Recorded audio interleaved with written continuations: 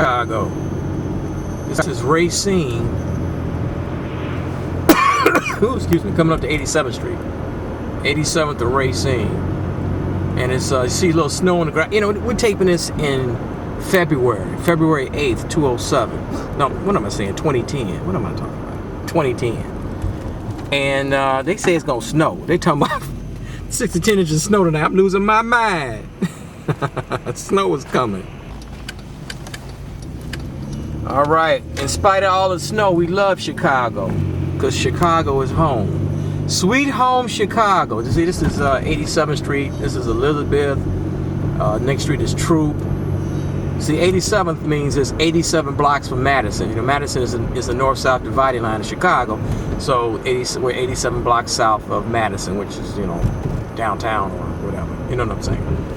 All right, so we're going to the gas station at 95th and, ooh, let me go to, I'm running this light. Ooh, I can't show y'all running that light.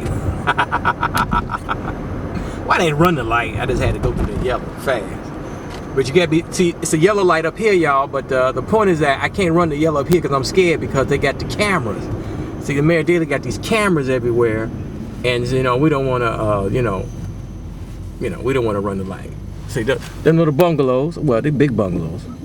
It's probably like that in your city. Maybe not in the Southwest. Maybe you're in Philly or New York or some of the East Coast cities. They got houses like this. Ohio, Midwest type stuff. I don't know about down south. I don't know if the houses look like that down south.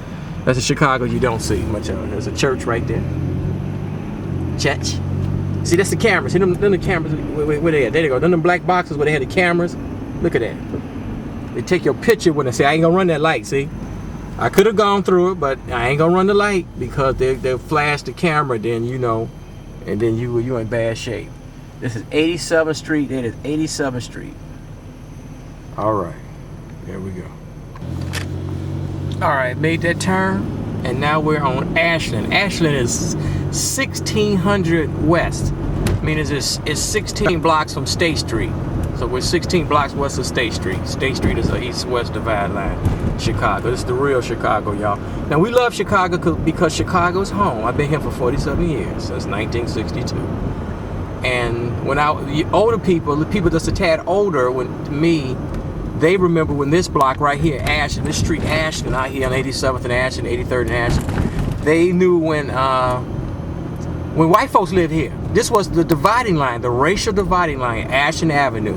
Now, when I was coming up in the 70s, Damon is 4 blocks west. Damon is 2000 or, you know, 2000 west. You know, 20 blocks from State Street, if you will. And when I was a kid, the white folks were still on Damon Avenue. But they gone. They've been gone. But and that's okay. It's all good. At some point, I'm gonna move away from the Southside Chicago.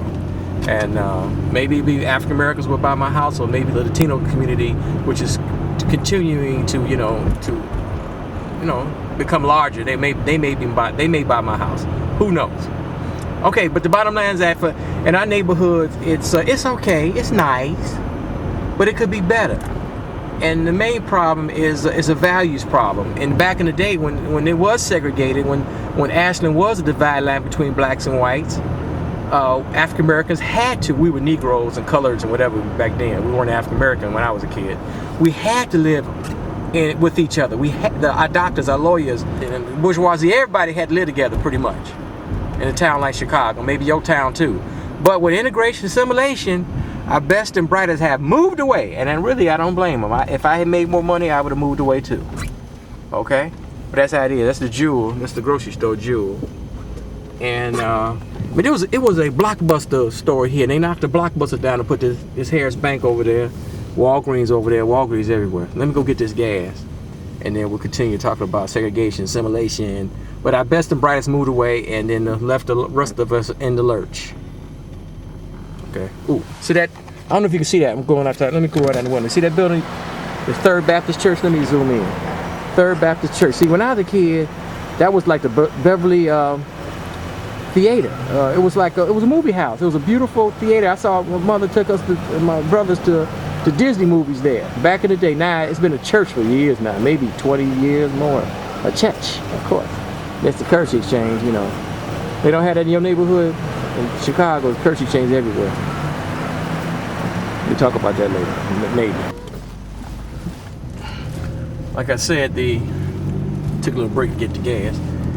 That best and brightest African Americans have moved away and left us in the hood, in the lurch. Well, this ain't the hood no more over here. Now we over in, I think this is considered Beverly. That's a good school over here.